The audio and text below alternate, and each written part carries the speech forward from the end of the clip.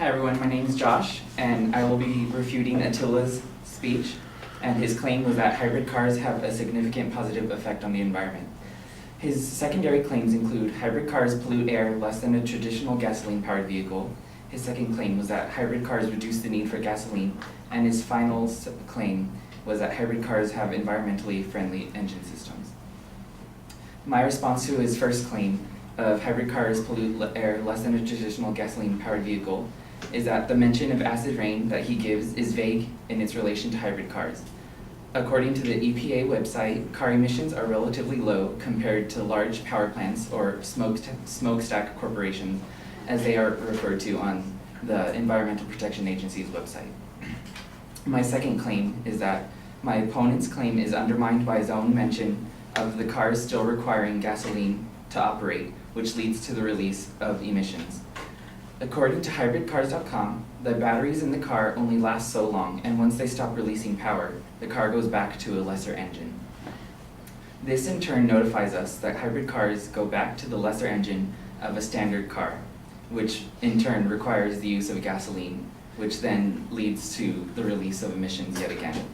So, even though hybrid cars have the battery that is environmentally friendly and leads to either very little or no emissions at all, once that battery runs out, the gasoline engine is required for the car to run, and emissions are released.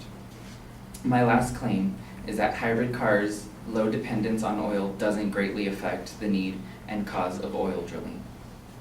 J. Marshall Atkins and Pavel Molchanov, financial analysts for the firm of Raymond James, report that even with high market demand and sales, hybrid cars would only save 1% of America's oil demand.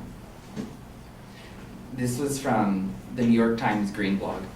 So, even though hybrid cars require less oil changes than standard cars, the amount of oil hybrid cars use is so minute that oil drilling would not need to be slowed for its would not need to be slowed because of the demand that many other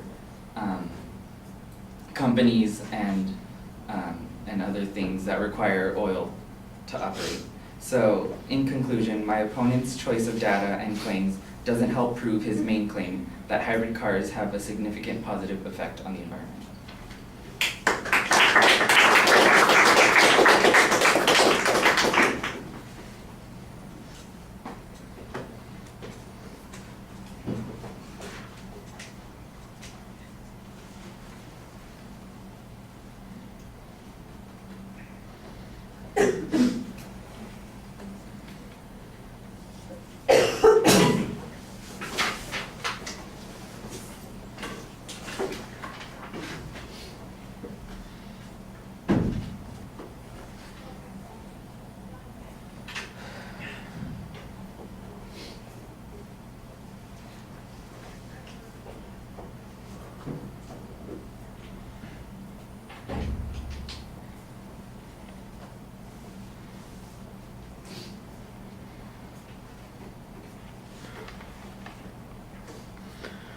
All right, well, you start off with a pretty basic preview of what the advocate's argument was. You get to the first point, and you've got a challenge on the acid rain link that I think seems pretty reasonable.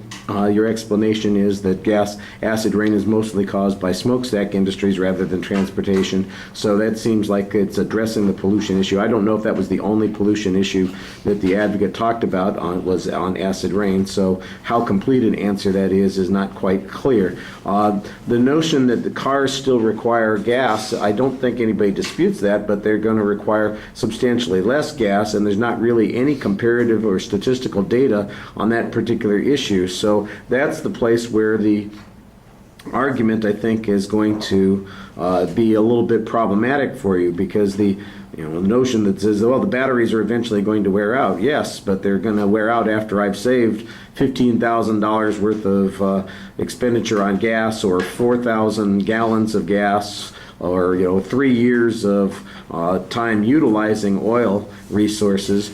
that still means that there's been a diminished amount consumed there, and we don't have any comparative data that suggests that that wouldn't be the effect. So I think that you've pointed out something that's true, but it hasn't diminished the argument that the advocate's making. On the issue of drilling, for example, I thought that you had a pretty good piece of evidence on this, although the interpretation you have of the evidence sounds a little awkward. I'm not exactly sure that the inference that you're drawing from this is the one that the evidence really suggests. It felt a little bit like everything that you had previewed just got collapsed into a couple of quick responses, and those responses, there's some good ideas behind those responses, but I'm not sure they're sufficient to answer the advocate's points. And sometimes, they miss the essence of the advocate's reasoning on those arguments. All right, thank you.